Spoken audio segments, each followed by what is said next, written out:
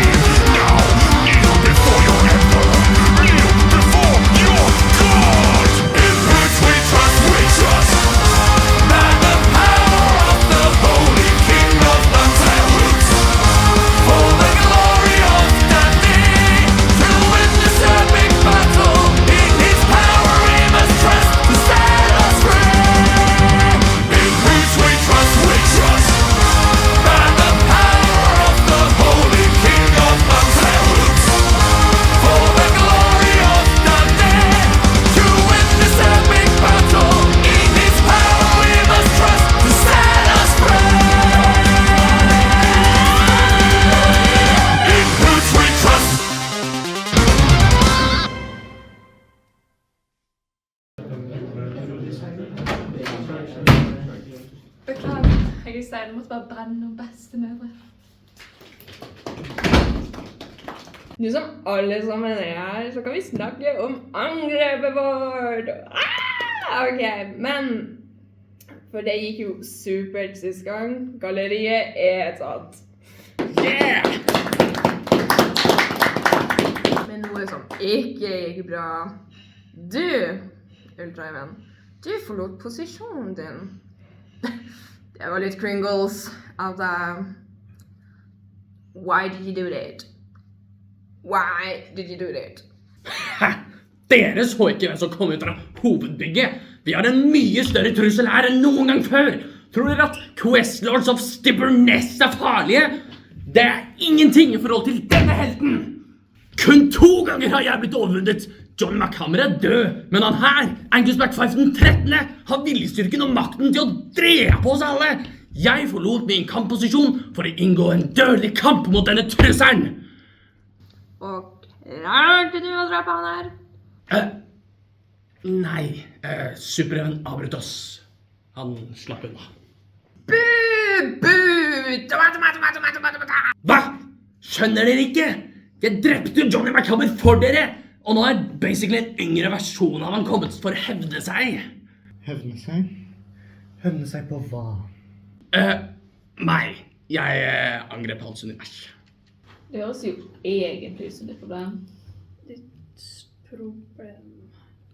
Hvis det er en yngre versjon av Johnny McHammer, så burde det være lettere å drepe han. Men da høres det ut som vi har en plan. Ultraven, det blir ditt problem, som du må ordne opp i. Det er et lett problem, så du er bare en skuldersjøl. Men folkens, vi må snakke om hovedplanen vår her. Som sagt før, galleriet er nå tatt, men motstanden er enda sterk. Og nå som folk over hele kloden tror på han her i Superreven, ser på han som et stort håp. Jeg vil ikke ha han her. Jeg vil ha han bort. Hvordan får vi befolkningen imot Supereven? Si til folk at Supereven ikke støtter Blåhøy. Vi kan like falske DMs at Supereven snakker med Andrew Tate. Men Andrew Tate sitter jo her med oss. Folkens, kom med gode ideer nå. Kanskje bare brenne ned eller virkelig bli ferdig med det? Det løser ingenting. Da kan han bare bygge det opp igjen. Hvis vi skal ødelegge imaget til Supereven, må vi ødelegge alt han står for. Vi må få folket til å assosiere alt med Supereven til noe forferdelig. Fortsett. Ta over Bjerkely. Gjør Bjerkely til noe ondt. Bryt ned Supereven, slik at han ikke orker å slåss imot lenger. Men ikke drepe han. Ha han synlig, slik at folket ser at det ikke er noe håp igjen. Ødelegg hans legacy. Men en lettere løsning er jo bare å brenne ned skolen og drepe alle som noen gang visste hvem Supereven var. Mat. Men la oss ta en avstemning. Hvem blir med på Garmin Queen sin plan? Rekk opp en hånd.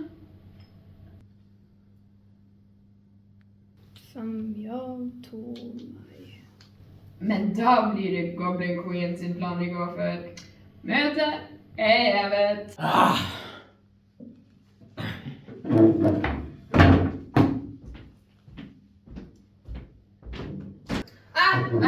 Husk oppmøtet 11:30 for en liten spasertur til Drabbotprinsen på 4B.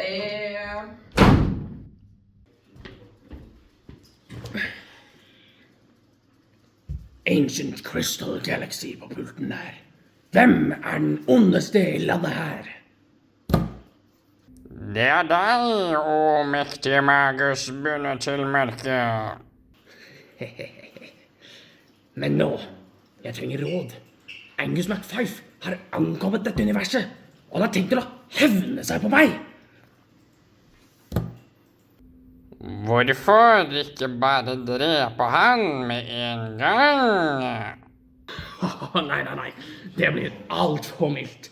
Han må virkelig lide for alle de problemene som han har forårsaket meg. Jeg skal ødelegge livet hans håp, hans drømmer, til og med hans legacy. Det høres veldig ut som at en annen person i The League of Evil prøvde å ødelegge. Super-Even. Du sier noe der. Hva om vi bare tar planen til Goblin Queen, og så bare bytter vi ut Super-Even med Angus McFife? Ja, det kan funke.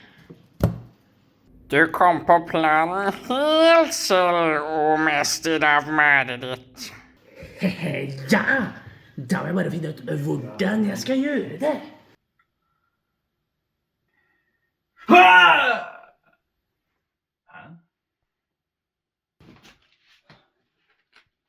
Hva i alle dager?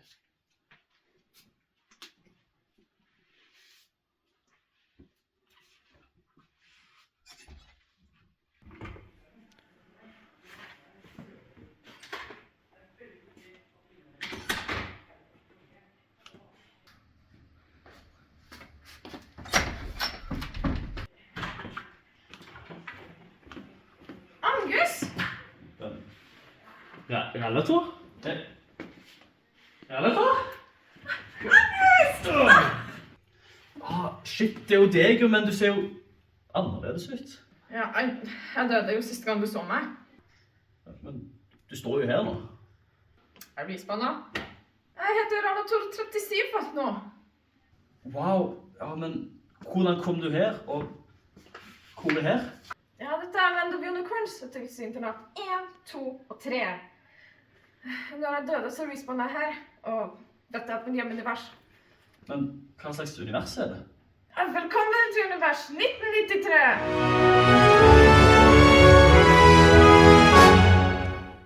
Hva var det for noe? I don't know.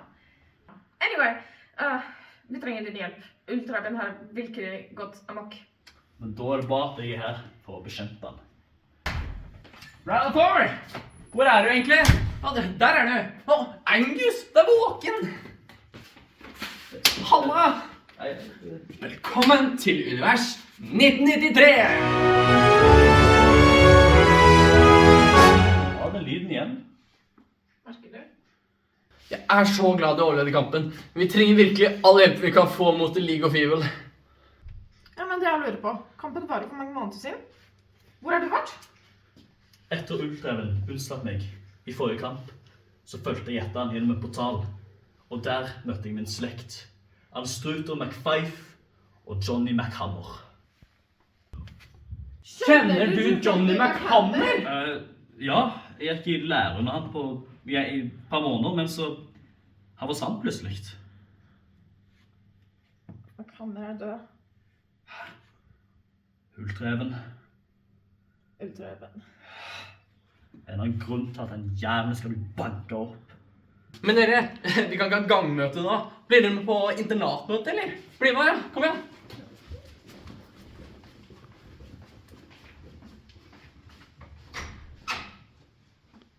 Velkommen inn, Angus McFife den 13. Vi er da The Quest Lords of Stibberness. Meg har du møtt, jeg er jo Super-Even, og ja, Relator kjenner du. Men vi har også Møbeltrollmannen. Hei, hallo. Og så har vi The Dwarven Empress. Hei, jeg er lederen for cosplay-dvergene her på Bjørkeli. Hei, jeg er The Dwarven Samurai Caveman of Japan, og dette her er min robotklone. Det her er min veldig irriterende assistent. Ok, altså, vi har jo også Joyride. Hei, hyggelig å endelig møte deg. Relator har fortalt meg så mye om deg. Så koselig. Og sist, men ikke minst, Sasha Victor Eagle McRae til tjeneste! Men det har jeg møtt før. Men, hvor er The Sniper? Jo, han er og beskytter internat 1.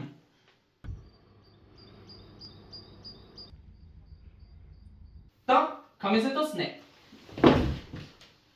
Som dere vet, så har det jo ikke gått så veldig bra i det siste. Vi har mistet helter som Bananboy Fredrik, Puma Kim, Johnny McHammer og Dragechom i Aurora. Og i går så mistet vi galleriet. Jeg er ingen ekspert, men det virker som vi taper krigen. Kanskje hadde vi ikke ligget like dårlig an hvis vi hadde brukt alle soldatene våre? Det nytter ikke å sende alle soldatene rett I skuddlinja heller da. Gjør det vel? Det funket I første verdenskrig. Men med andre ord så dere angriper bare, ikke dere bare forsvarer? Altså, vi jo superhelter, ikke krigførere. Jeg en krigfører. Men hvordan har dere stoppet dem før?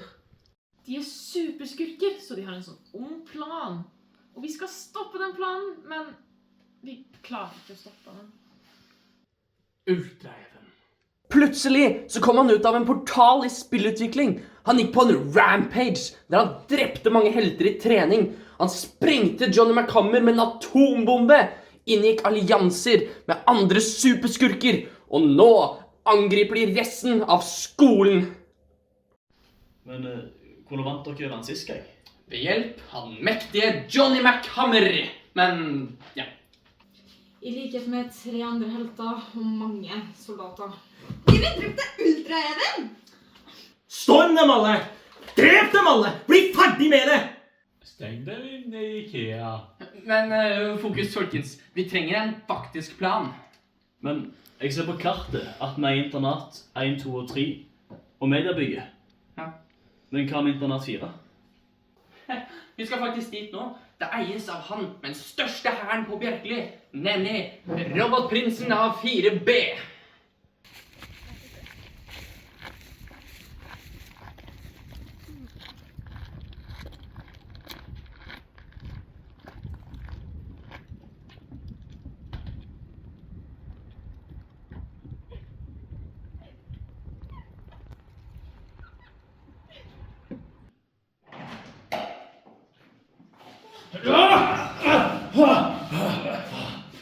Hva det med deg, ja? Skulle nesten tro at noen hadde ødelagt Bjerkeli I ditt univers. Du skulle bare ønske at jeg bare vil drepe deg. Ikke her, August. Vent. Wow. Bravissimo. Så gøy som det hadde vært å sette dere slåss. Men det hadde bare du har gjort.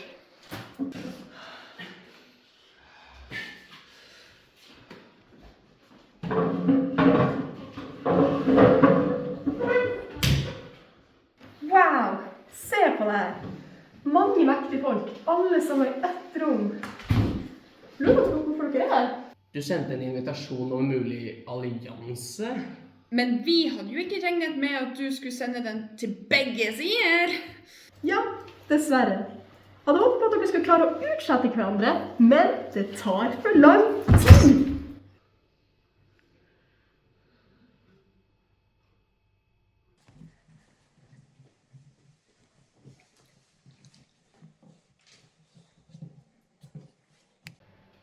Så, nå kommer vi med et tilbud til dere. Jeg kommer til å støtte en side som gir meg kongeriket. Gi deg kongeriket? Bjerkeli, altså? Ja, jeg donerer hermed til den siden jeg konge over Bjerkeli. Hva faen poenget med å alliere seg med deg for å redde Bjerkeli, hvis du bare skal ta over I samme slengen? Hermen større enn alle deres kombinert. Jeg kunne knust dere begge. Men det ville tatt for lang tid, og det veldig kjedelig. Ja, men hva får vi av denne alliansen? De som har alliert med meg, får lov til å leve videre under min kontroll. Og får fortsatt å gjøre hva enn dere gjør når dere kriger med hverandre. Du tror du mektig nok til å true oss? Du så ubetydelig at vi ikke har vurdert å ta over 4B en gang.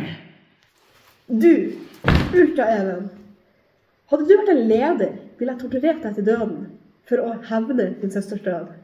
Men du er en offiser I The League of Evil, og jeg moralsk høyere enn å gå til krig for følelsesmessige grunner. Pøll deg vekk, og la de voksne snakke sammen. Tusen takk for din nøytralitet, æreste robotprins. Vi I League of Evil må ha en avstemning før vi gir vårt svar. Ja, det tror jeg vi Quest Lords også må. Dere kjøttorganismer bruker så lang tid på valg. Men la gå, dere har 1 uke til å bli med meg. Men etter det går jeg krig med dere begge. Anyway, mine robotvakter skal eskortere dere tilbake til territoriet deres. Vi vil ikke at dere skal slåss rett utenfor døra.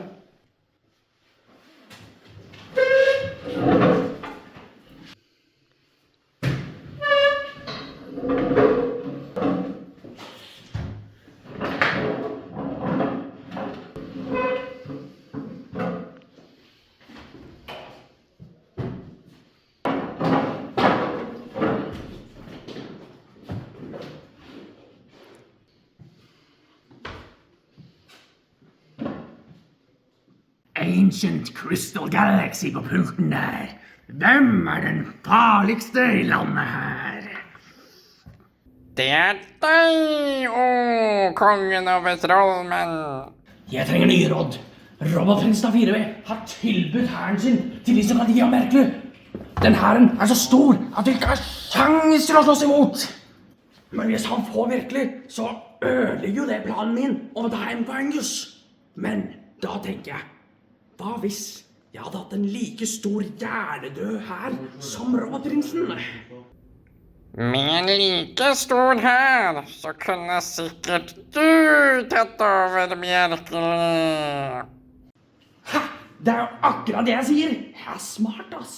Men hvordan skal jeg få tak i en like stor hjernedød hær? Hva med demonene dine? Nei, de har jeg ikke lenger. Etter at helvete fikk en ny hersker, så kommer ikke demonene mine når jeg kaller dem. Det må jeg ikke si til noen forresten. Ingen vet at jeg ikke har demonene mine lenger. Hva med hærene i League of Evil? Hvis vi kombinerer Blåheikulten, Tigermafiaen og The Fireflies, så vil det ikke være nok til å slå Robotprinsen. Før så hadde jeg en U3 og den store robothæren. Men det forbaske villigere slo henne av, så nå har jeg ikke en hær lenger. Jeg savner den store hæren min. Hva om du kloner deg selv? Da får du en stor hjernedød hær. Ja, det var en god idé. Men hvordan skal jeg klone meg selv? På internat 1, under beskyttelse av ridderne av Krill, ligger det en klonemaskin i skattkammeret deres. Da blir det litt vanskeligere. Internat 1 jo ugjennomtrengelig. Jeg ville trengt et våpen med stor kraft som Dark Matter for å bryte meg inn gjennom den festningen her. Kanskje jeg finner en annen måte å skaffe en stor hjernedød her på. Hva den lyden? Den lyden kommer fra klokken din. Shit, Manfred! Jeg har 15 minutter til Evil-møte! Å, pokker ta!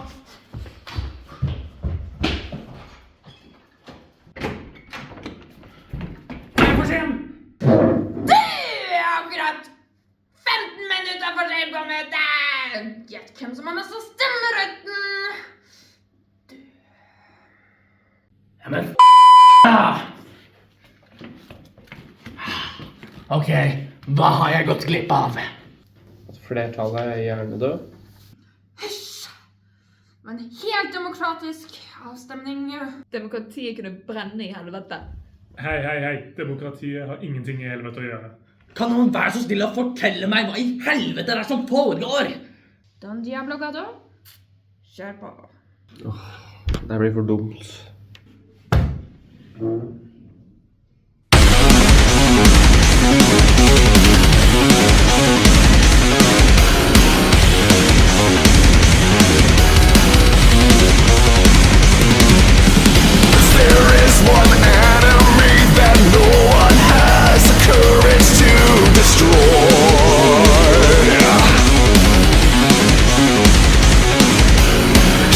Sends us cataclysmic cancer from her castle.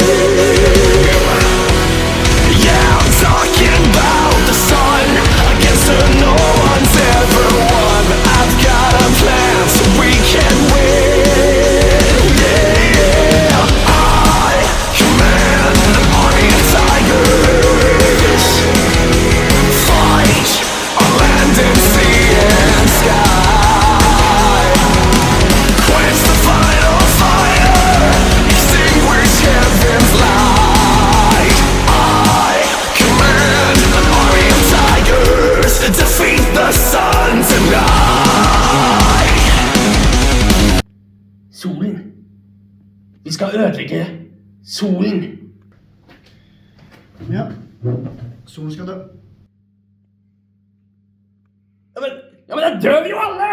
Hva i hulstedet? Hva er det som skjer? Det er akkurat det jeg sier, jo. Hele universet burde fryses til is. Hva har dere tenkt å gjøre etterpå? Flytte til et nytt univers? Hva er poenget med å ødelegge legacyen til Supereven? Hvis dere bare skal drepe alle etterpå! Dere følger jo bare min plan! Hva er det dere nekter å gjøre det når jeg foreslår det? Eliminere alle tigrene i en gigantisk tigermekk og spise solen! 1 million tigre mot sola går jo faktisk ikke. De kommer til å brenne opp lenge før de når sola. Solen er for varm, jeg vil ha kaldere univers! Rytterne til verdens undergang! Når jeg lever i gang, solen forlater meg. Solen må dø.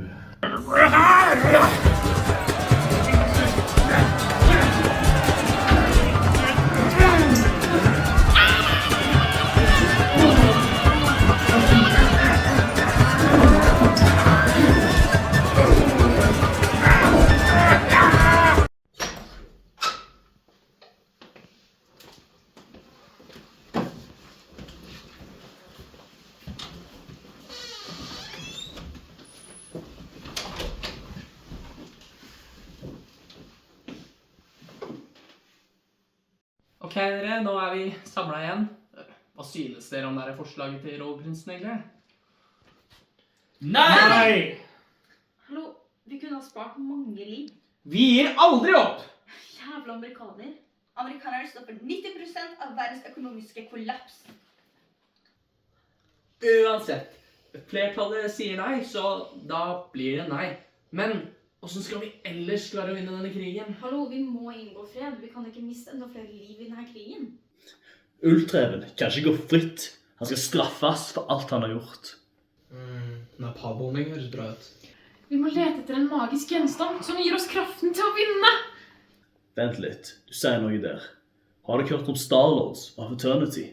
De lagde jo de mektigste våpnene i universet. Det er sagt at de som kombinerer 3 av dem, vil man få guddommelige krefter. Og jeg har ett av dem. Bjerkelihammeren! Da mangler vi bare 2 til!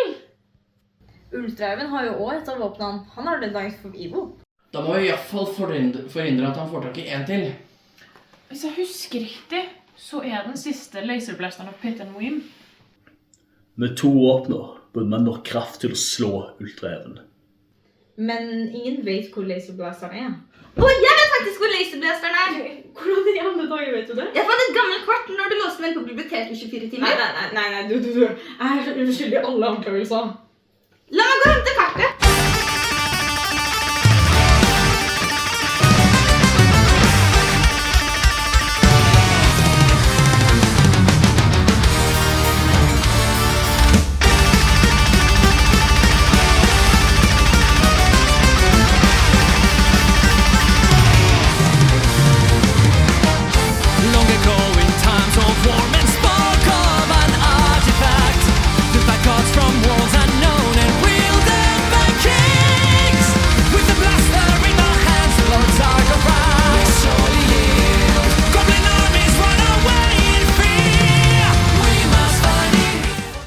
Ja, men hvordan kommer vi oss hit?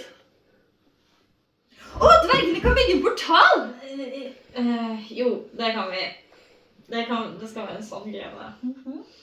Da tror jeg nesten vi har en plan. Jeg tenker vi deler oss i 2 grupper.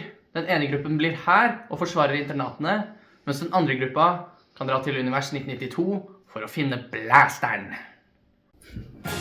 Univers 1992, det er en ekspert på. Hvem blir med meg? Sersjant Victor Hugo McRae til tjeneste! Jeg òg! Ja, jeg blir over for å passe på disse barna. Jeg vil være med! Nei. Du får ikke lov. Fordi det her for vermeting. Da er planen klar. Vi setter i gang.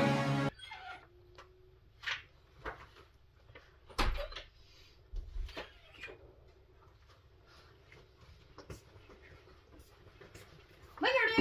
Helsike! Hvor du kom fra? Jeg kommer fra Japan. Hæ? Nei, jeg mener, hvor kom du fra nå? Nei, tulling, jeg kommer fra Japan i juraperioden. Hæ? Men hva gjør du her? Jeg spurte først, hva gjør du? Ja, jeg leser om Starlordsene, men jeg husker under min tid med han Struter at det var snakk om det leide noen flere våpner, men jeg finner jo ikke noen bøker eller noe.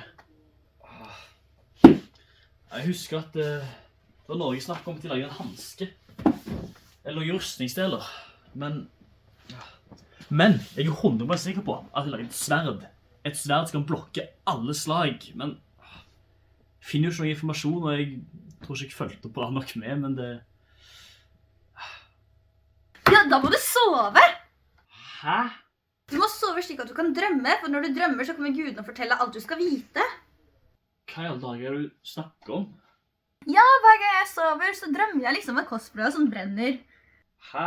Nei, det er jo ikke koselig. Cosplay brenner, det flyr møll overalt, dinosaurer mitt ble ødelagt, alle sammen dør på grunn av the fires of Ancient Cosmic Destiny, men så ble jeg reddet av en ridder i en skinnende rustning da. Hæ? Si det igjen. At dinosaurregget mitt ble knust, eller det at jeg lager en robotdinosaur som kan skyte lasere. Hæ? Nei, det er jo sånn The Fires of Ancient Cosmic Destiny. Hva vet du om den profetien? Nei, ja, jeg bare drømmer om det, liksom. Du får nok ikke noe klarere informasjon enn det. Oh, shit, Victor, men hvor lenge har du stått der egentlig? Nei, jeg kom egentlig nettopp, jeg. Hva snakker dere om, da? Nei, jeg vet egentlig ikke. Ikke jeg heller. Akkurat, ja. Nei, jeg kom egentlig bare inn fordi jeg er nysgjerrig. Du er jo fra et helt annet univers. Hvordan er det funker egentlig? Ja. Universene våre er nesten helt like. Det er nesten skummelt. Sånn, alle historiske hendelser og alle lokalisasjoner er jo helt likt. Og det eneste som er forskjellig er jo personene. Jeg er unik. Du, hva gjør du her? Tilbake til arbeid. Mora er over. Ha det. Når vi snakker om det, så er det en ting jeg kom på så forskjellig for vårt univers. Vi har ikke en Dwarven Empress. Vi har en Dwarven King. Mitt univers har heller ingen versjon av The Dwarven Samurai Cayman of Japan, men vi har en versjon av deg. Ja, men nå ble jeg interessert. Det minner jo mest om Proletheus, den beste krigeren av Krail. Han gikk ut i kamp med 2 økser og et gigantisk sverd, og han beste X-Wing-piloten jeg kjente. Das Rote Baron. Han vil jeg ikke å spare imot. Dessverre, han døde under kampen av hjertet. Siste jeg så han var at han styrtet i spillutvikling. Han var den beste piloten jeg kjente, men noe var klart å skuffe meg.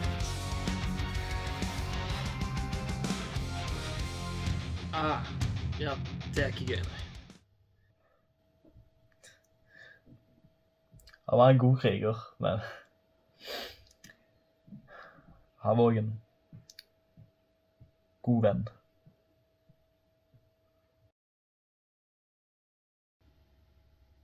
Men du, vet du hva som kan muntre det opp? Sparring. Ingenting er som å få ut noen følelser med hjelp av litt vold. Vet du hva? Den utfordringen godtar jeg.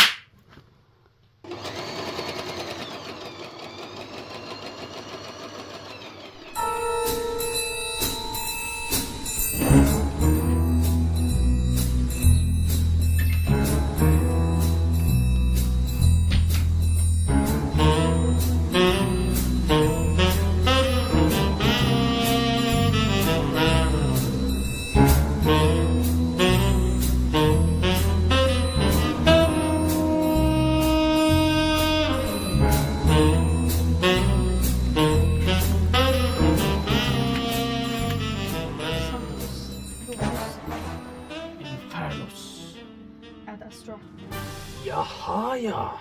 Selveste Dwarven Empress. Hva bringer deg til røykeskuri? Jeg kommer ved et tilbud. Jaha, ja. Hva kan det være? Jeg er villig til å tilby informasjon innenfor at du ikke dreper mine cosplay-dverger.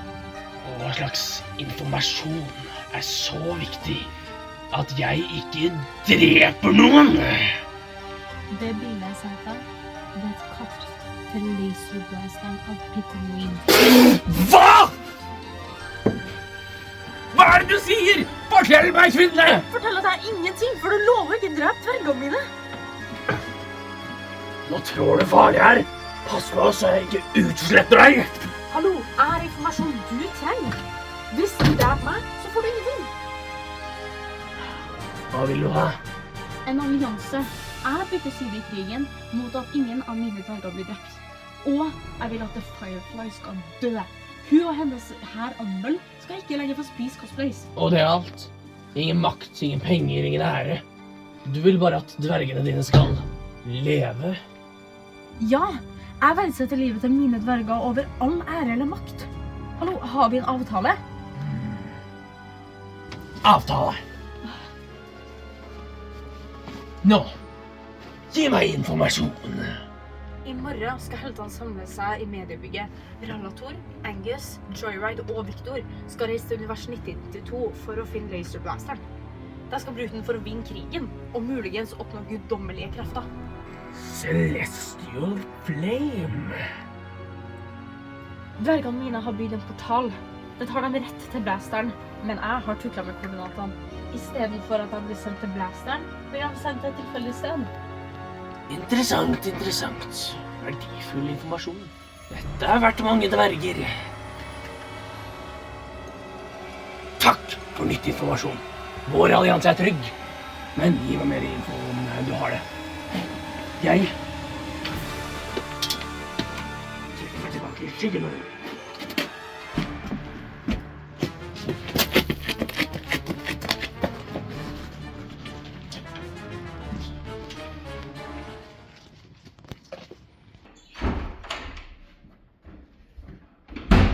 Ancient Crystal Galaxy på pulten der. Jeg trenger råd! Du en Mester Yoda og Kaos inkarnert. Hæ? Nei. Angus McFife og de usle heltene har slått seg sammen og lagd en uslåelig plan der de skal slå sammen The Three Artifacts of Power og oppnå The Celestial Flame så de kan slå meg! Og hvordan skal de det? De skal til univers 1992, der de skal finne The Warple Laser Blaster of Pittenweem. Sammen med den og Bjerkelyhammeren så kommer de til å eie noen av de mektigste våpnene i universet. Men hva med den tredje artefakten av power? Den har jo jeg. Den er for evil. Hvis jeg har et av våpnene, og heltene har et av våpnene, så kan jo jeg bare stjele det tredje våpnene. Da er det jeg som får 2 artifacts of power. Jeg stjeler planen deres. Du kom på planen helt selv. Ja, det gjorde jeg. Men vent litt. Hvis jeg bruker The Warple Laser Blaster of Pittenweem til å blæste ned dørene på eneren, så kan jeg stjele klonemaskinen og lage min egen hjernedøre her. Ja, det kan jeg gjøre. Da kan jeg ta over Bjerkely og knuse Angus og oppnå The Celestial Flame. Hei du, slave, kom hit!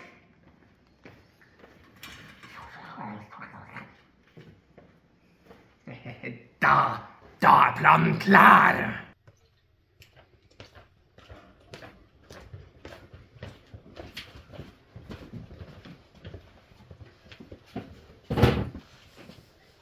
Velkommen til cosplay, mine kjære medhelter.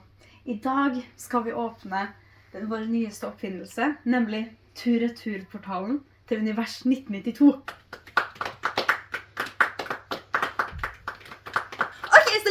Hvordan portalen funker. Nei, vi har ikke tid til det. Ok, så la meg fortelle om maskinen. Det er bygd opp av Nyx metall, som er sammensveiset med radioaktive tykionpartikler Og en grønn kaosmareg. Ok, nok med det. Anyway, dere klar for å dra tilbake til univers 1992? Ja, mine Wasteland Warriors. Dere klare? Rød 5, klar!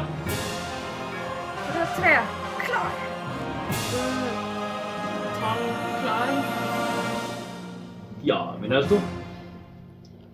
Da vi klare. Gjør dere klar for univers 1992? Hente reiser gjennom en portal for å få deg til laserblasteren av Pitnim!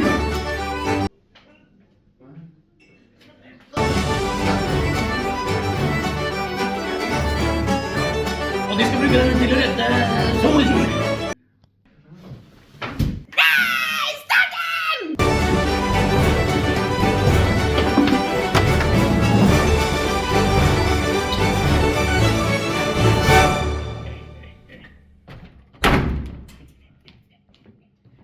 Dere får ikke redde sola! Smak på pistasjeis og softis og sjokoladeis og alt det is som er! Dine angrep! Forsvar mediebygget!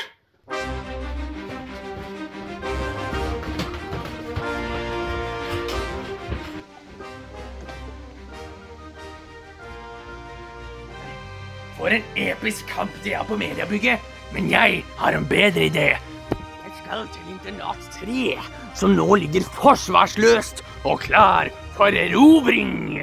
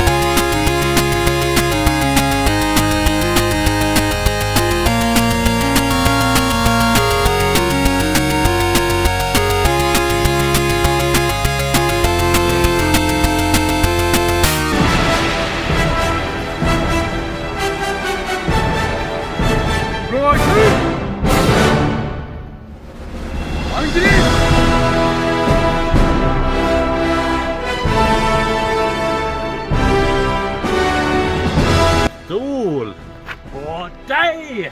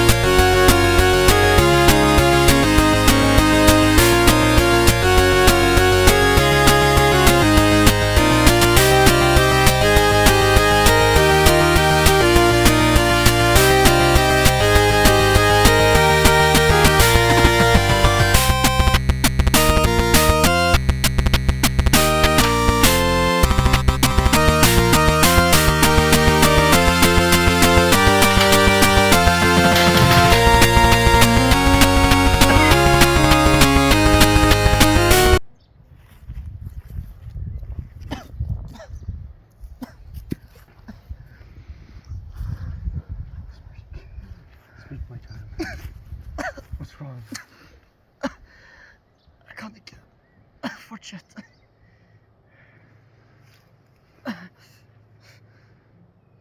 Carry on. Legacy of the shark.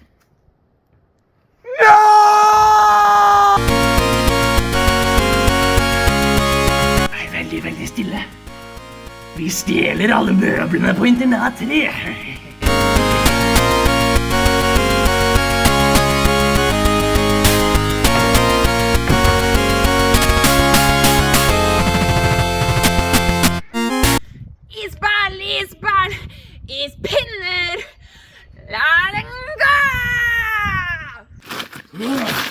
De er inne i portalen nå! Bekjemp dem! Nei, inne i portalen nå! Portalen er åpen. Men det her ser ikke ut som de riktige koordinatene. Jo, det er det. Nei, det er det ikke. Inn i portalen nå!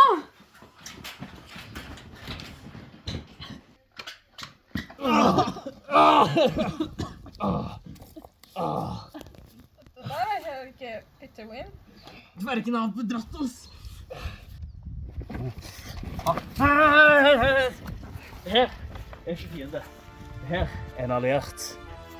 Her er det Hollywood Woodsman.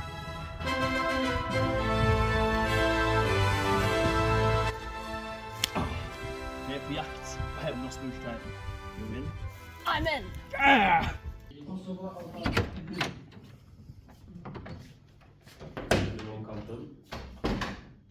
Hva tenker du om kampen? Så gøy. Alle de stakkars soldatene på internat 3, de brant opp så fint. Og Ultraeven? Han var fantastisk. Måten han drepte alle de menneskene på. De tullingene på League of Evil kunne ikke gjort bedre. Ja, jeg tenker at min tid i The League of Evil snart er forbi. Jeg nekter å gi opp livet mitt for å slukke sola. Men Ultraeven virker som en mye bedre kandidat, eller hva? Interessant forslag. Ditche League of Evil for Ultraeven. Dette må jeg tenke på. Noter dette ned, assistent. Jaha, under bordet? Ok, du har ikke stemt under bordet. Nei.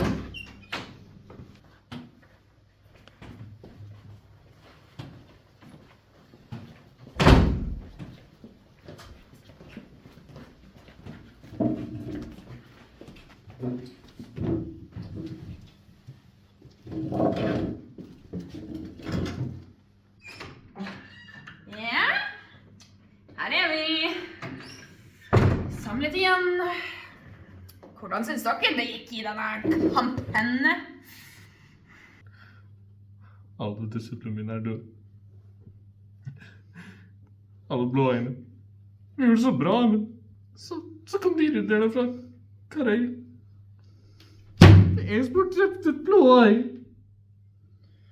Så, Karelum. Vi er fortsatt tigerne. Falsk er med tigre! Men hvor er kaptein Sabeltanns hvite fjeset Ultraeven? Yeah, baby! Hæ? Er dere ikke happy? De knuste helten jo! Hvor var du under kampen? Du var ikke på din fastbestemte posisjon. Hva? Er det det du bryr deg om? Jeg knuste internat-3! Mens dere var og slåss mot heltene på mediebygget, så var det ingen som var sterke nok til å forsvare treeren. Så jeg var der, stjal alle ressursene og medisinene, og jeg drepte alle gjenværende forsvarene. Hva mer vil du ha? Hvis du hadde vært på posisjonen din, så hadde vi tatt over mediebygget. Skillisju!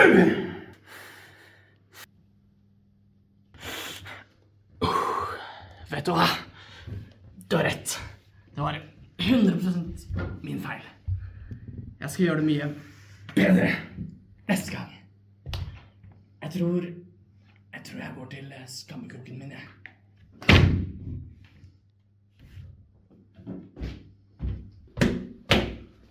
PS, Goblin Queen og The Firefly. Ikke kom på møterom i morgen. Ikke kom på møterommet i morgen. Da var den saken avgjort. Hvordan går det med tiger?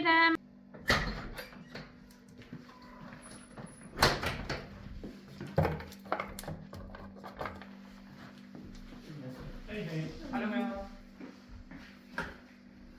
ja. Ja, da var vi 3 da. Kommer den japanske dvergsamurai-hurlboeren snart? Nei, hun ble igjen. Hun må beskytte cosplay.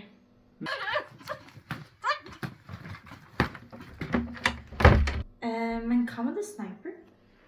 Ja, han sitter fortsatt og forsvarer internat 1. Ja, ok. Tid på møte.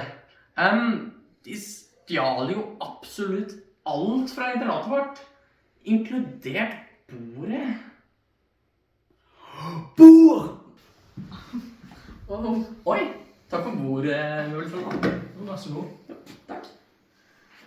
Men hallo, dere, vi mistet alle trollmennene av Octomocty, vi mistet forsvarerne av Cowdenbeath, og mange av mine dverger er døde. I det minste så er blåhaikulten utslettet, og de klarte ikke å hindre heltene våre i å reise til univers 1992. Forhåpentligvis så vet ikke League of Evil om planen vår, og da har vi en real sjanse.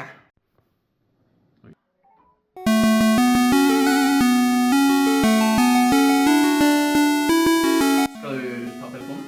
Nei, det går fint. Going to voicemail. Ja, halla, dvergkeiseren. Planen går som planlagt. Beklager at noen dverger som døde og sånn. Det hadde vært litt mistenkelig hvis ingen døde i en kamp, hvis du skjønner hva jeg mener. Anyway, har du mer informasjon som du kan like, eller? Jeg tror bare...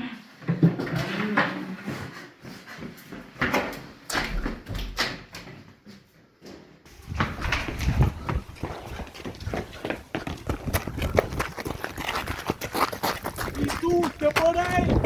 Jeg stolte på henne! Hvis ikke heltene kommer tilbake igjen med laserblasteren, så har vi bare ett valg.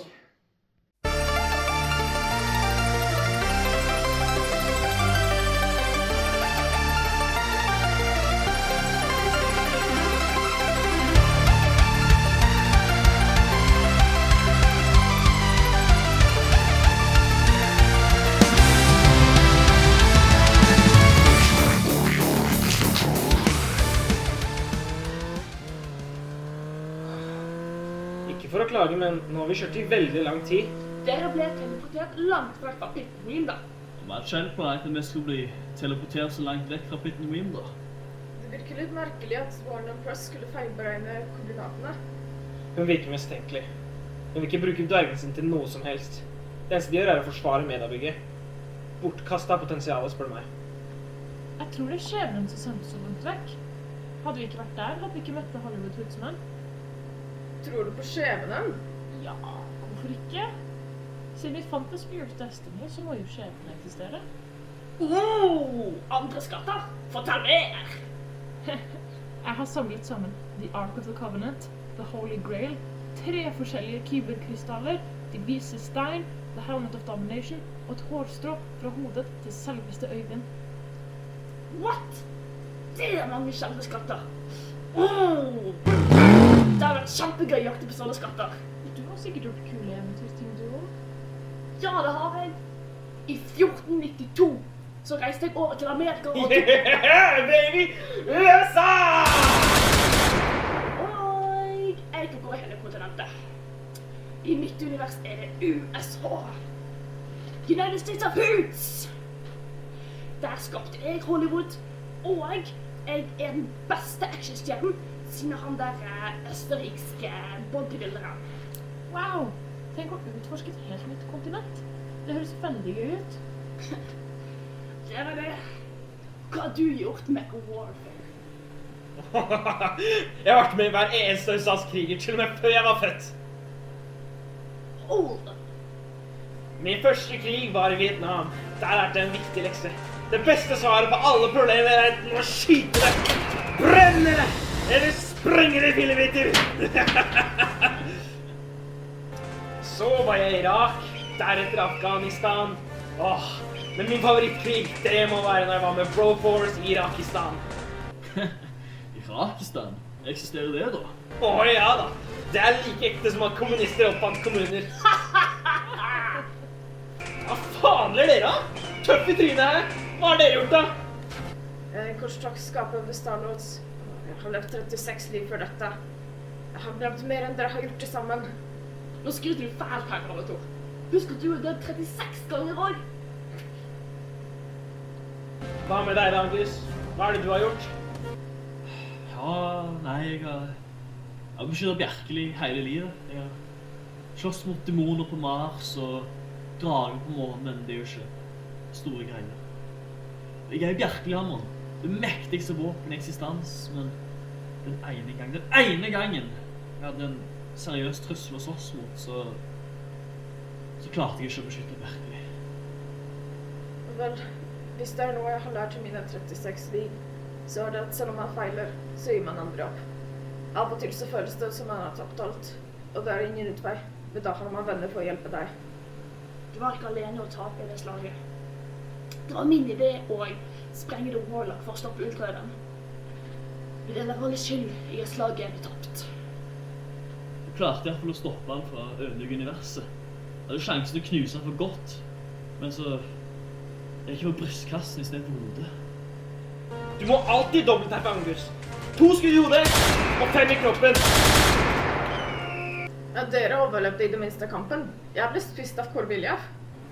Ja, hva skjedde med spøytrykken egentlig? Sist jeg så at Proletius krasjet i det. Ja, apropos det, ble Proletius stukket av en gyllen kniv med knekt blad? Ja, det ble han. Vi prøvde å heale han, men det var ingen lys eller mørk magi som funket. Det er fordi ingenting kan befri en fra forbannelse til meg for vivo. Ingenting, bortsett fra døden. Proletius ble slave til Ultraven, men heldigvis så ankom han i kampen.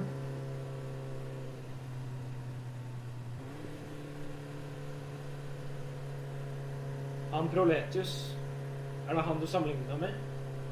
Oh my god, Hutsman, se på Victor. Han er jo basically bare Proletius med pistoler. Ja, han er litt klar da. Nesten like lav som en cosplay-dverg. Å være lav gir meg mindre hitbox. Altså, han er utrolig god til å slåss. Han er samme cocky attitude som Proletius. Han er venner for Krail, og han er lederen av ridderne av Krail. Og så, se på det smøgsmien, altså, det er basically bare Proletius. Jo, ser likhetene. Men nå snakker vi veldig mye om meg her. Men det jeg lurer på er om vi snart er fremme! Joyride, ta fly litt høyere opp og se om du ser noe stort slott. Whee!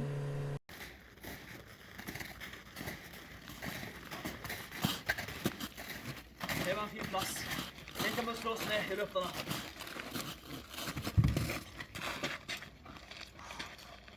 Nå var det litt kaldt da.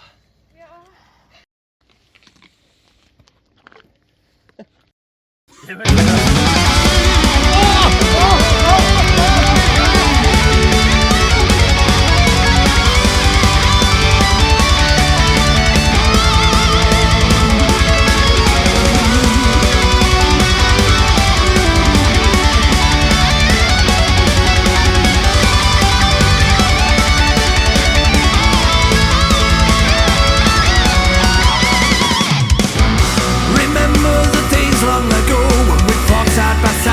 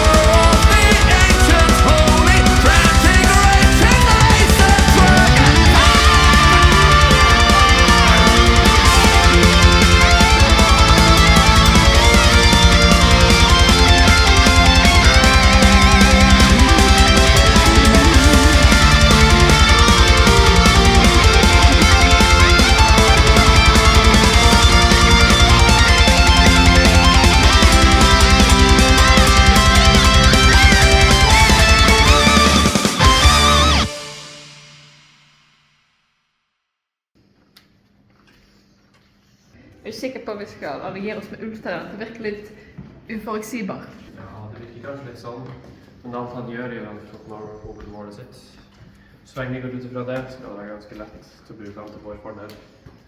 Men vi kan i hvert fall ikke være med League of Evil lenger, for han har mistet all form for logisk tenkning. Og hvis hans mål skifter, og han ikke lenger er compatible med oss? Hans mål er veldig klart. Han vil drepe Angus og brenne Bjerkely. Etter det drar han til et annet univers og gjør det samme. Akkurat som de 100 andre ganger han hadde gjort det. Men da er jeg happy. Hva med deg? Hvorfor du tar den alliansen? Makt. Jeg har studert Ultraven og hans kamper gjennom forskjellige univers. Han bringer en enorm ødeleggelse uansett hvor han går. Når han forlater hele universet, så er det en fersk folkehøyskole klar for erobring.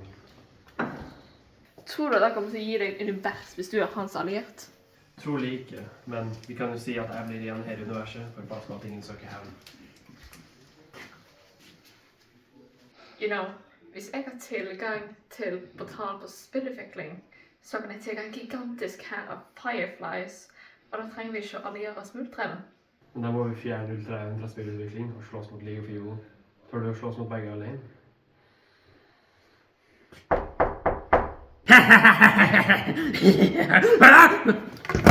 Hvem er der? 2 nye allierte.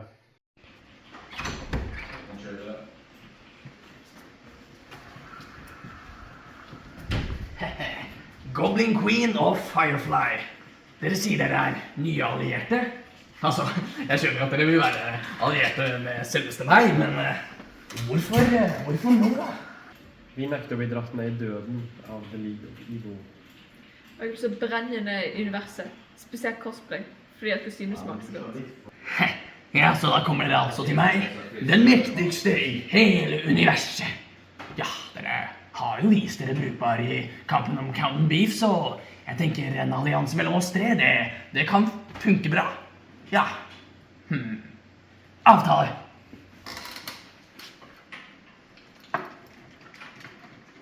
Forresten, Firefly, jeg allierte meg med cosplay-dvergene, så bare ikke drept noen av de. Vent, hæ? Det var derfor jeg allierte med deg, du kan ikke bare... Så, du kan jo bare brenne resten av universet, bare ikke dem. Du nevnte noe om at heltene skulle få tak i laserblasteren og Pittenween. Fortell mer. Det kan vi anfelle. Victor, hva er det da? Nå, endelig, skal vi få våpnet, så vi kan utslette Ultraven. En gang. Ha, de dro til univers 1992 for å hente laserblasteren og stoppe meg, men de vil fort finne ut av at det vil mislykkes. And now, chest lies for men nå, endelig, takk. Bort på Laser Blaster. Hvorfor det? Ha! Fordi den morpale laserblasteren av Pittenweem, den har jeg. Den er tom. Hæ? Tom?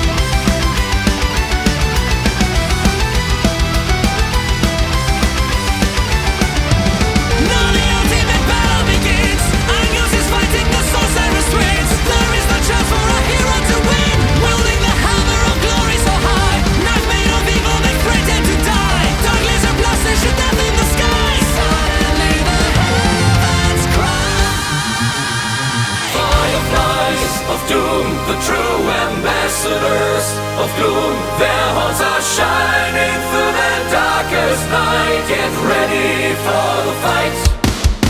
Fireflies of doom, the true ambassadors of gloom. Their horns are shining through the darkest night. Get ready for the fight.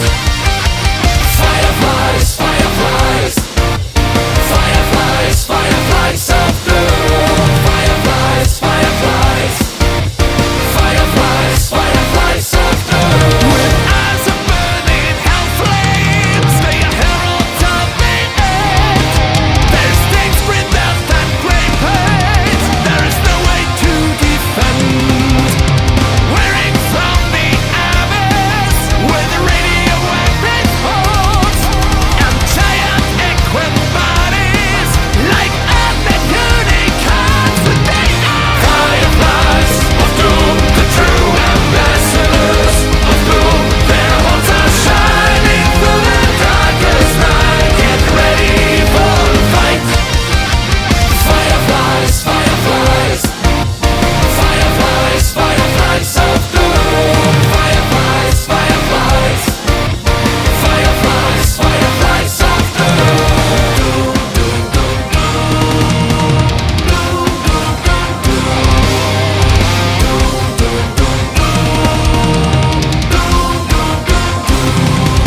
The holy Dwarven Empire succumbs to tragic fate.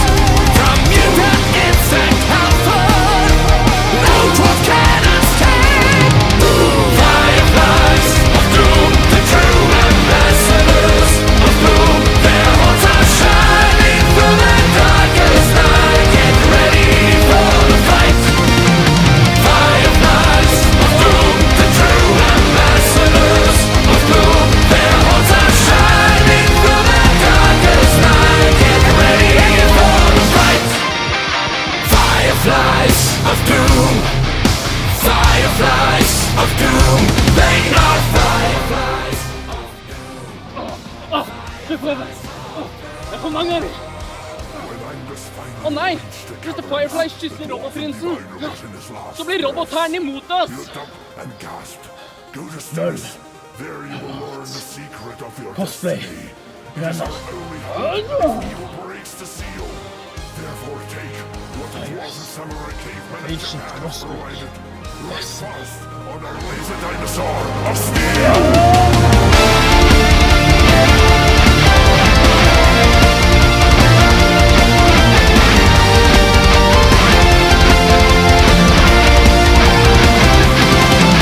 Fireflies of doom, the true ambassadors of gloom. Their horns are shining through the darkest night. Get ready for the fight. Fireflies of doom, the true ambassadors of gloom. Their horns are shining through the darkest night. Get ready for the fight. The fireflies of doom.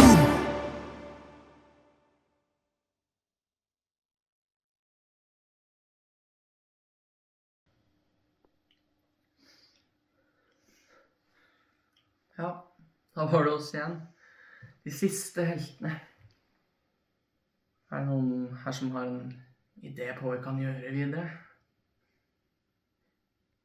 Uten Angus, eller robotprinsen, eller blasteren, altså har vi ganske lite valg. Vi har jo fremdeles ett av våpnene. Hammeren sans er fortsatt. Hvorfor det? Det vet jeg egentlig ikke. Altså, Bjerkeli-hammeren ble skapt jo for å beskytte Bjerkeli mot denne forviven. Egentlig så kan man bruke noen våpne som man vil, men Bjerkeli-hammeren er noe spesiell. Den velger selv hvem som skal bruke den. Ja, Angus kunne jo samme den når han ville, og hvorfor det følte ikke etter ham, det vet jeg ikke. Men den er i hvert fall her nå. Angus er vel død, da?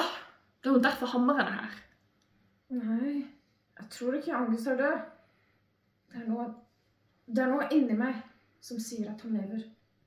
Men hvis du sier at den var laget for å beskytte Bjerkeli mot denne forfiven, og den er fremdeles her, så kanskje den har utvalgt en av oss til å beskytte Bjerkeli.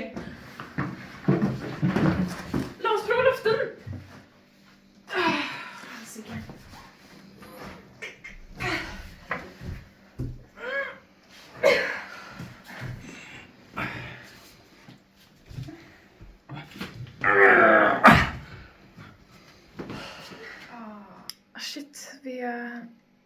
Vi har kanskje tapt. Selv om vi har tapt, så kan ikke vi sitte her som pyser.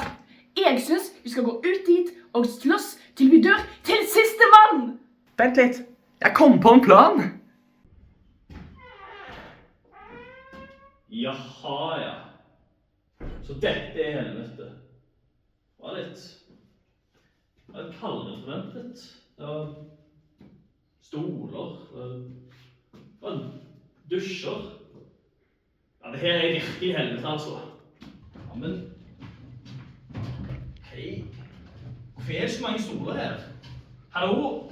Er det noen her? Ikke Lucifer, Beelzebub, Crowley, Charlie Morningstar, Hivar. Hva er folk? Skal ikke jeg bli torturert eller noe, eller? Nei, faen. Er det stolene? Blir torturert med jævla stoler? Hva i... Du, jeg er helt alene. Hallo! Hva er folket? Hallo? Hva? Er det virkelig ingen her? Jeg klarer ikke å se noen. Then you must be even more blind than me. Guess you're not as alone as you think.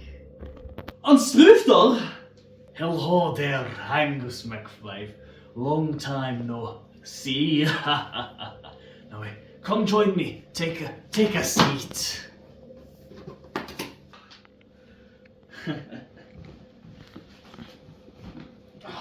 Det har vært en tøff tid etter du døde. Jeg savner virkelig din visdom. Aye, you made a lot of new enemies, but also many more friends. You fought in glorious battle against the weird but very cool people and creatures. Jaha, ja, så du har fulgt med på alt jeg har gjort mens du har vært her i helvete? Aye, and what a joy it has been. It's always fun to watch new adventurers learn. And what a noble sacrifice you made.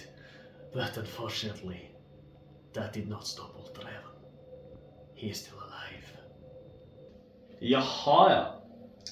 Nei, da må vi komme ut av helvete med en eneste gang og dra ned dit. Hvor er nærmest utgang? Det er utgang? Ja. Oh, wait, Angus! Don't rush into the fight. Come. We must plan this out ahead. He thinks you're dead and gone. This is an opportune moment to plan out a surprise. Jo, ja. Du har kanskje et poeng, men... Vent litt. Han har blasteren og kniven. Vi kan med hammeren. The hammer lies at Bjerkeli, under protection from the Quest Lords. But for how long it stays protected, I can't say. Perhaps time is not our ally. Med 3 våpner, så kan han jo oppnå Celestial Flame og få guddommelige krefter. Men shit, mens vi snakker om det, jeg så kanskje litt mye i historietimene mine. Men jeg husker bestemt at du snakker om det fantes flere våpen. Ah, would you look at that? You remembered something from my lessons after all. I am joking. But now, do you remember the 4th one? Det var jo et sverd som kan blokke alle slag, men... jeg husker ikke mer. Ah, you're on the right track, Angus. It is a sword. A sword created by the Star Lords, powered by a celestial sun outside of our reality. But enough of the history lesson. That sword lies down in hell with us, guarded by a dance-crazed general that Johnny McHammer, Superheaven, and Victor Eagle McWarfare once defeated. You must get this sword, get out of hell, and defeat Ultraheaven once and for all. Carry on, Everest, on this glorious quest. Han har litt pause når man er en helt. That's the spirit, Angus. Now, follow me ghostly form. And I shall guide you to the Sword Lord of the... Why is there something? How is that I am blind, yet the fucking wheelchair people can run a marathon in hell? This is bullshit. Ja, her sitter dere fanget. Jeg lurer på hvorfor det er. Fordi du en Nei! Dette har du ingenting med å gjøre! Dere er mine fanger! Jeg skulle bare drept dere med en gang! Men dere skal få et valg. Dere kan velge å bli knivstukket i hjertet med en knife of evil! Eller spise denne burgeren. Ja, men det er jo ikke vanskelig. Jeg tar gjerne burgeren.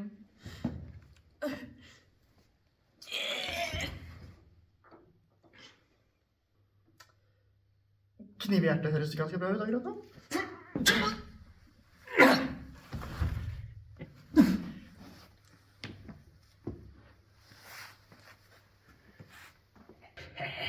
Og det gjelder dere andre slaver også.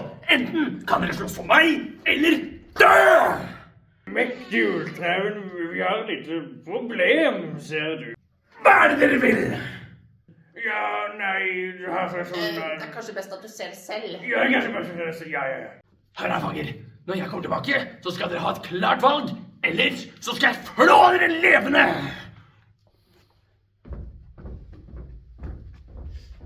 Hør her.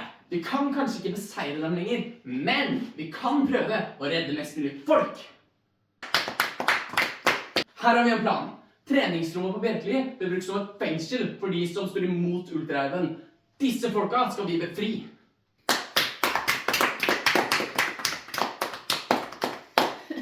Det blir akkurat sånn som David gledet deg for tennis og manga. Dere skal distrahere troppene til Ultraven, mens jeg snikker meg bak og prøver å befri fangene.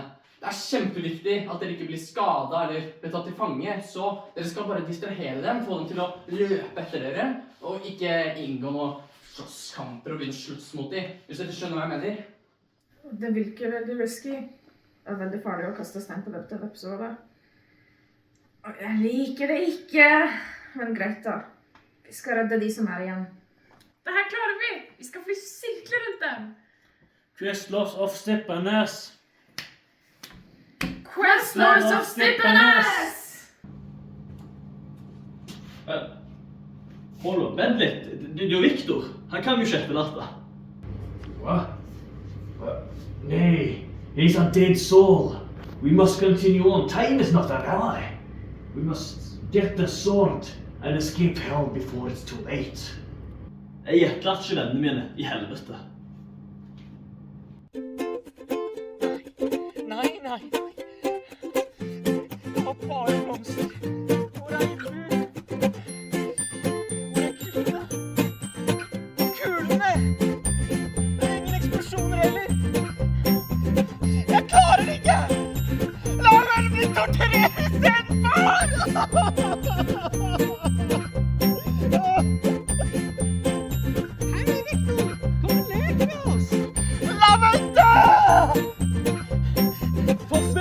Ponja for helvete! Reis deg opp, Victor. Kampen er nå ikke over. Angus? Er du også død? Ja, men jeg overlevde. Og vi skal komme oss ut av helvete. Nei, du har bare en illusjon. Du er sikkert en av ponyene. Nei, kom deg bort fra meg! Sersjant Victor Eagle McWarfer! Det er meg, Angus McFife. Vi har ikke kjent hverandre lenge, men vi er brødre i krig. Vi skal bekjempe general Willy P, flykte fra helvete og drepe Ultraven! General Willy P? Han har jeg slåss mot før. Vi skal bekjempe han i helvete. Det er du mener.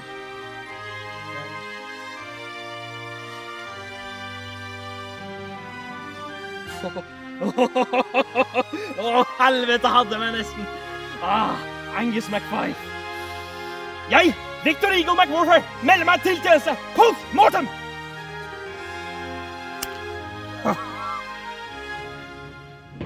Men Asutor, vi skal redde en til. What? Again? What? The robot prince? What? No. The one you had to sell Bjarkali to? Don't waste your time on mercenaries and unfaithful robots. Han skal få muligheten til å endre seg. Jaha, ja. Hva har vi her? En robot som ikke vil hjelpe oss å slå Bjerkeli uten å bli betalt. Og dere kommer for å torturere meg. Bare bli ferdig med det. Nope. Vi to skal bryte oss ut av helvete. Men har du lyst på ny sjanse i livet? Hva er prisen for at dere redder meg? Ingen pris. Vi redder deg av god vilje. Selv om du kanskje ikke fortjener det. Dere redder meg bare fordi dere kan? Veldig generøst og humant av dere. Jeg vet. Kanskje lærer du å bli mer generøs og human selv? Tror ikke det. Ok, da prøver vi noe annet. Vi redder deg nå, og du må love at du skal prøve å være en helt i 1 uke. Er det prisen? Nope. Vi kommer til å redde deg uansett, og jeg kommer bare til å håpe på at du holder det du lover. Jeg velger å stole på deg. Noen mennesker er så rare. Men takk uansett.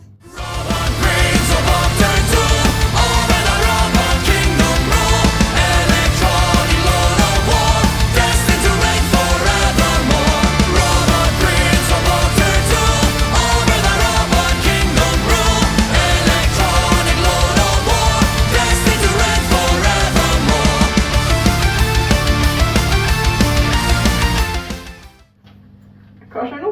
Vi skal bekjempe general Vinnie P.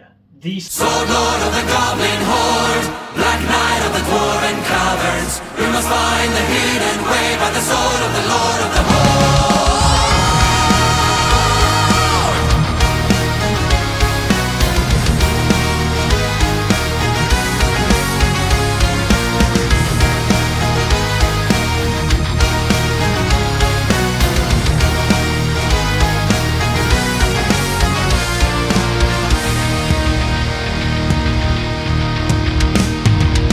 Questing to the caverns beneath the ancient ruins of Dundee.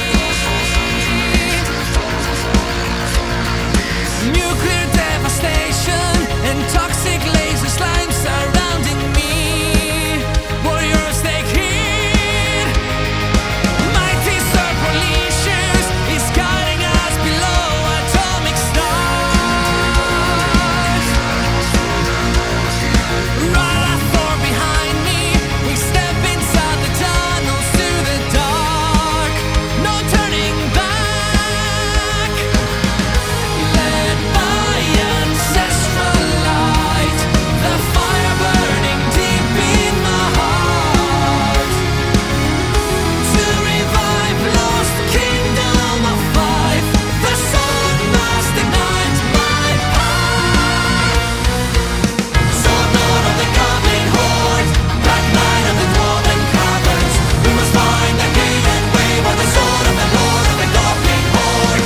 Sword Lord of the Goblin Horde, Black Knight of the Dwarven Caverns, we must find the hidden way by the sword of the Lord of the Goblin Horde. Cosmic glyphs and sigils burning black. Laser horses cry for a home not lost to destiny. The cavern shakes with ancient crystal fire. So dire, a goblin approaches from the shadowy murk. Beware, I see him there. If his sword should strike me, mighty heroes are defeat. Evil wizards rewrite history. But the force of my holy hammer will race through time. This battle for our destiny is mine. Sword Lord of the Goblin Horde, Black Knight of the Dwarven Caverns, we must find the hidden way by the sword of the Lord of the Goblin Horde. Sword Lord of the Goblin Horde, Black Knight of the Dwarven Caverns, we must find the hidden way by the sword of the Lord of the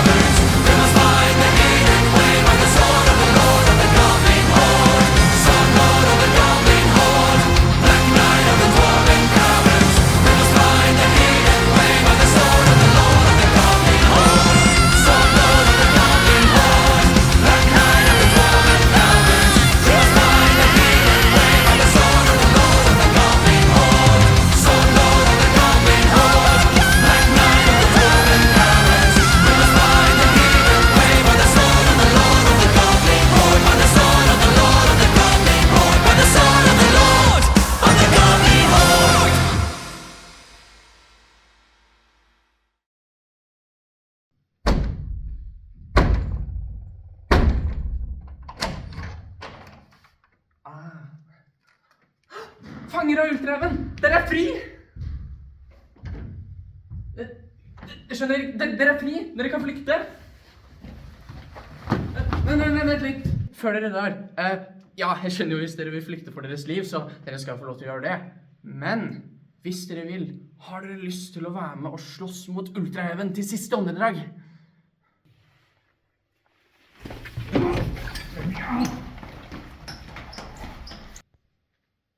Du ble igjen. Jeg vet ikke helt. Ultraheven er litt for skummel og farlig.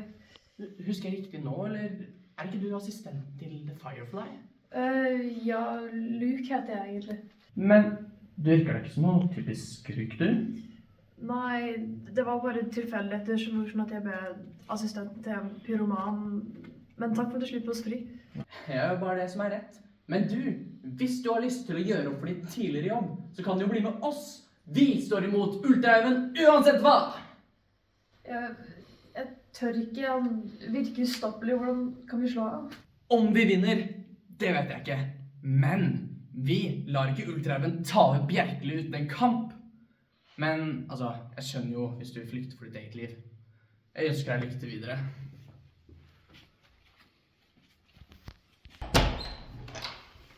Men forresten, siden Firefly er død, så er vel du den nye lederen til Firefly, så ikke? Bruk den kraften til noe godt, da.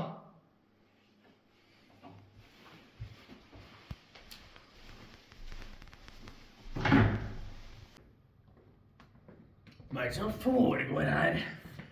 Heltene, de danser på plenen. Hæ? Ja, det har de ikke lov til! Da må vi jo drepe dem! Vi prøver, men vi får det ikke til.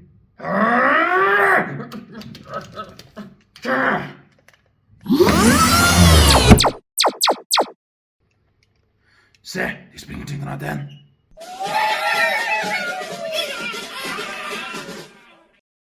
Bomb det jævla internatet! Kaboom! Mer!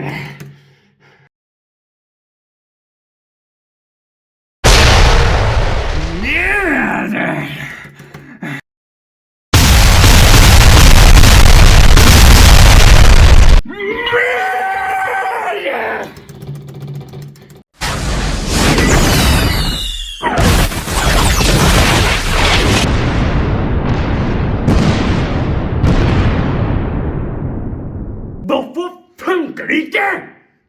Nebe, har vi flere bombekjapper? Vi trenger flere bombesøk og bombe internatet, Nebe!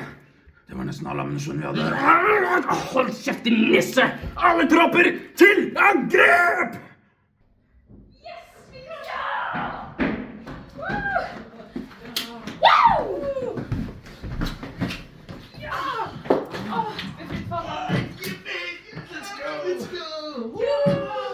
Da er det bare å sitte og vente på superheten.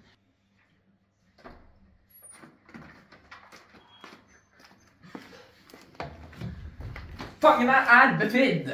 Ja! Men hvor mange av dem blir med oss? Ingen, men se, der er de.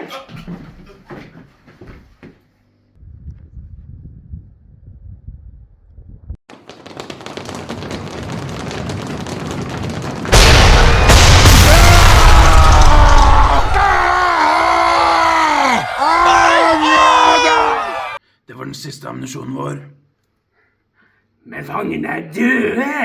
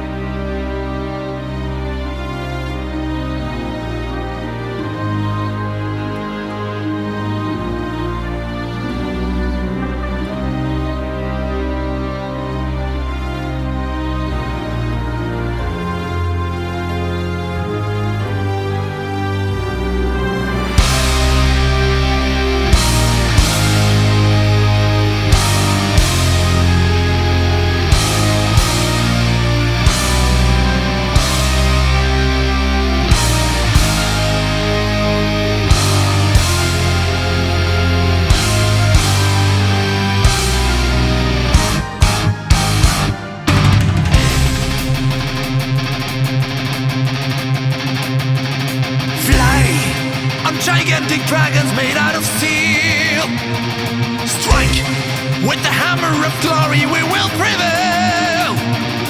Kill our cosmical enemies with full force. Blasting forth without remorse. Reach with ultrasonic velocity. Trust in a laser system across the galaxy. Die for the universe that we are fighting for. To win the war forevermore. For none can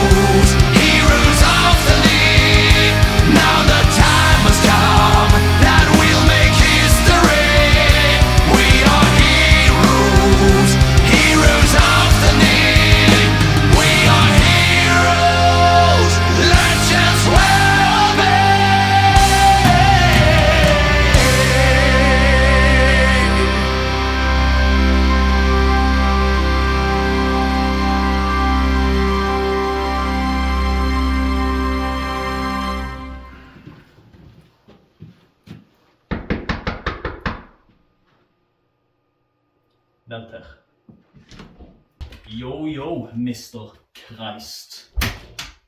Angus McFife. Hva I alle dager? Hva skjedde med vakten min? Han død. Hva I alle... Hvordan... Jeg har trent for alle former I kamp, inkludert Just Dance. Ok. Så hva vil du? Hvorfor du her? Jeg vil at du skal teleportere meg til Bjerkeli, og at du skal befri alle sjeler som har blitt drept av Ultraeven. Et øyeblikk.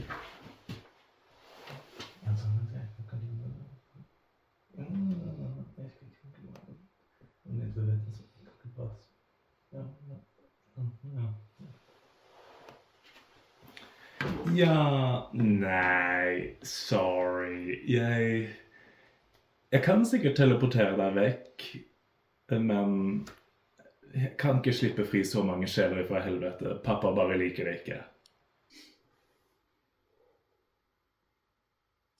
Men du, hvorfor allierte du deg med Ultraeven? I don't know. Kaos. Han sendte veldig mange sjeler ned til helvete. Det var gøy.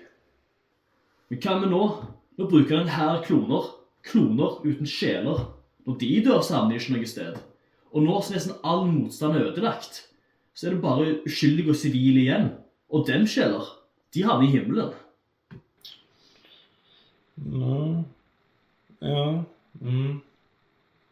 Ja, ok. Jeg lytter. Du tjener ikke lenger på at Ultraeven vinner.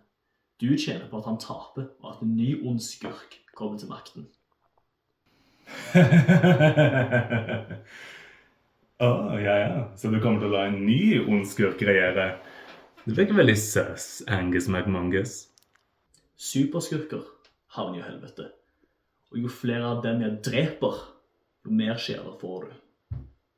Og hva hvis du ikke klarer å drepe dem, og de blir en ny Ultraeven? Da får du min sjel. Du villig til å offre din egen sjel for å stanse Ultraeven? Jeg villig til å offre alt.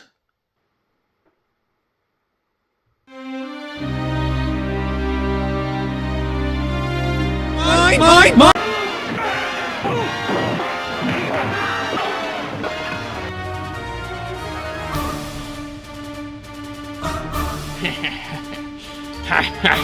Dere hadde ingen sjanse mot Ultraeven. Den mektigste evnen av alle evner. Og nå, det siste våpenet. Bjerkeli-hammeren.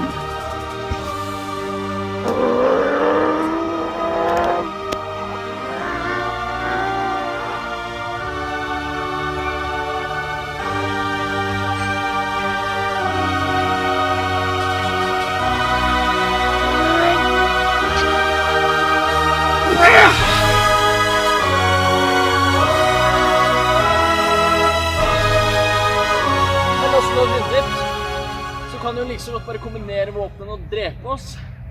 Det akkurat det jeg skal gjøre, din forvokste hagegnom. Vent. Hva med en seiersang? Hæ? Ja, siden du vant. Du må jo synge for oss. Nå du jo bad guy nummer 1.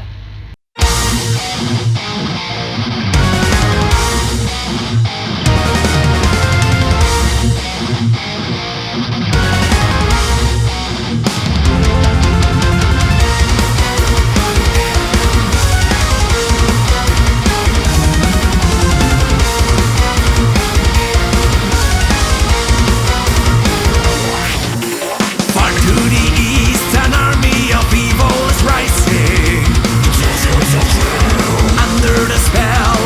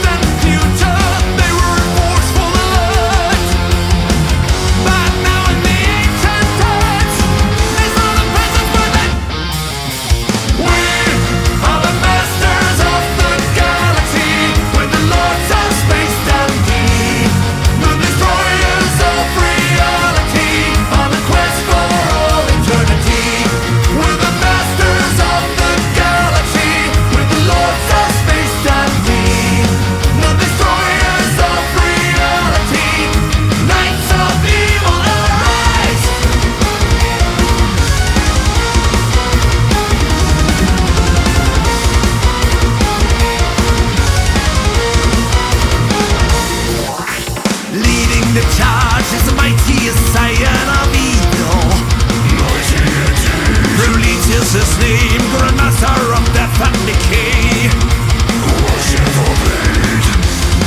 And another dimension fought for the king and the glory of old and me. Now corrupted by darkness, he kills everything. Step through the heart with a knife of evil. It infected his brain. And title housing power. Now flowing through his veins. We are the masters of the galaxy. We're the lords of space and deep. The destroyers of reality. On the quest that's never ending. We are the masters of the galaxy.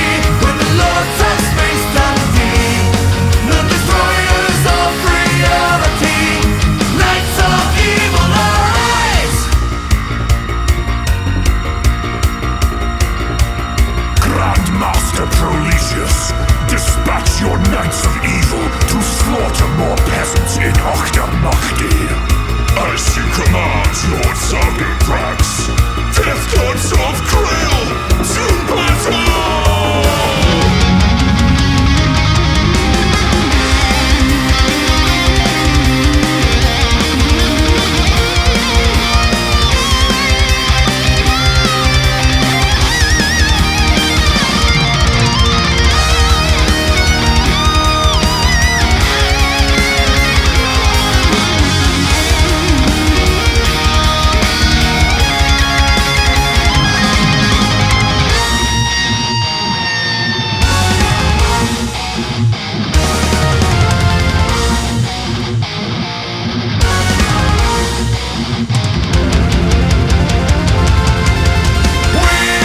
Are the masters of the galaxy.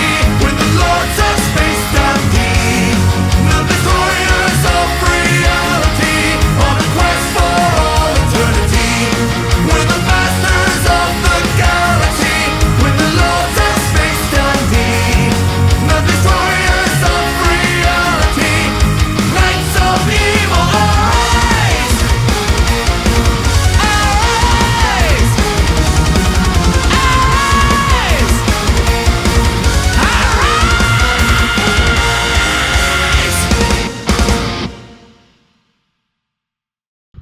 Og nå gjør dere klare til å dø!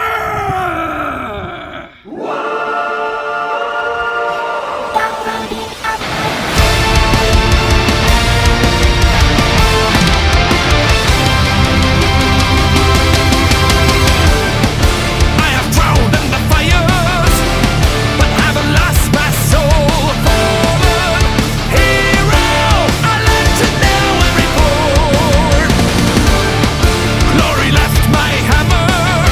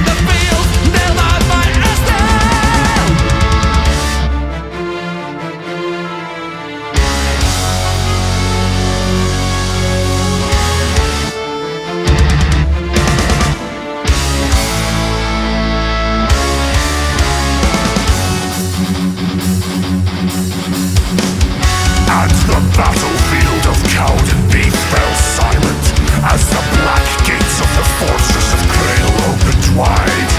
Atop a horde of undead eagles, the grim armies of the Death Knights of Krail rode out to meet the forces of justice. And at the vanguard of this terrible host stood the Grand Master himself, Dreadlord Proletius.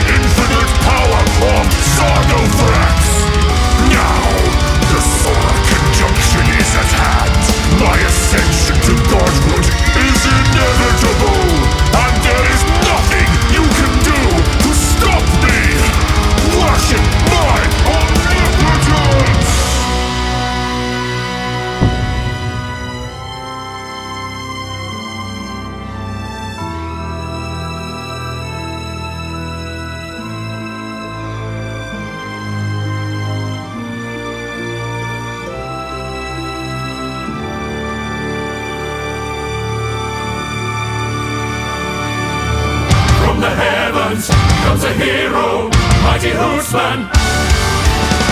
Vanitati, Latine, Caventis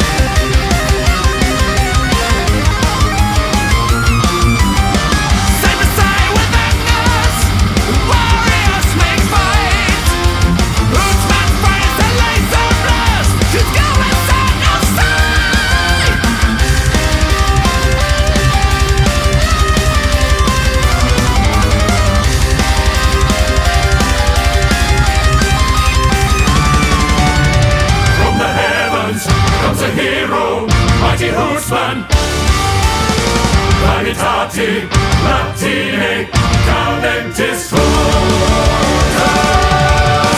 in the fires of ancient cosmic destiny, evil will rise and the hold of legendary warriors, none will survive. In the fires of ancient cosmic destiny, evil will rise to defeat the power of the sorcerer. The Woodsman has arrived. Alright, Sargon Thrax, your evil reign of terror